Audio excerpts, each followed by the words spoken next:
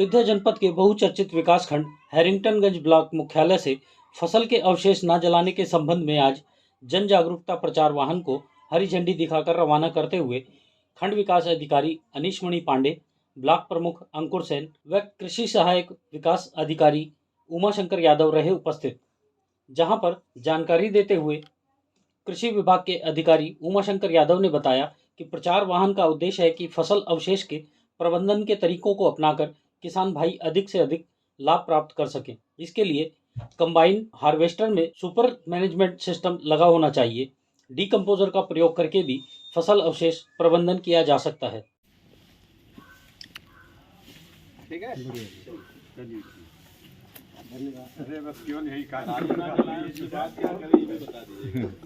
Sir, जैसा कि आज प्रचार वाहन को जो है रवाना किया गया है हरी झंडी दिखाकर, तो हमारे चैनल के माध्यम से क्या जानकारी देंगे?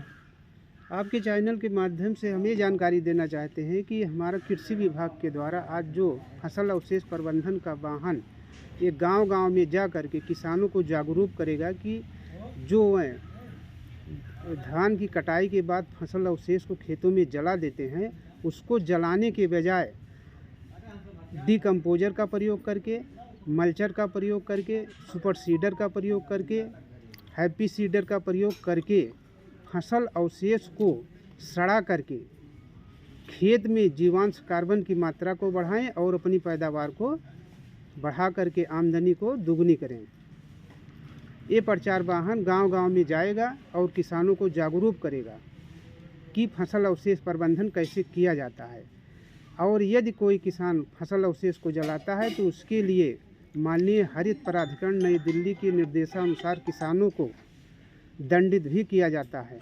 तो दंड से बचने के लिए और अपनी आमदनी बढ़ाने के लिए, मिट्टी में जीवांश कार्बन को बढ़ाने के लिए किसानों को चाहिए कि कृषि विभाग के द्वारा जो कृषि यंत्र अनुदान पे दिए जा रहे हैं उनको लेकर के किसान जो है उनका प्रयोग करें और फसल अवशेष प्रबंधन करें। जैसा कि सर ये कि फसल जलाने पे जुर्माने का वो लगाया गया, तो क्या है ये जुर्माने का? हाँ, किसानों को जो है फसल अवशेष जला देते हैं खेत में तो जुर्माना तो पड़ता है, ये आर्थिक हानि होती है, साथ साथ जो है उनके खेतों की उर्वरा शक्ति भी नष्ट हो जाती है। ज़मीन में जो जीवांश सूक्ष्म जीव होते हैं वह भी खत्म हो जाते हैं, जिससे उनकी पैदावार में कमी आ जाती है और मिट्टी की उर्वरा शक्ति भी नष्ट होती है।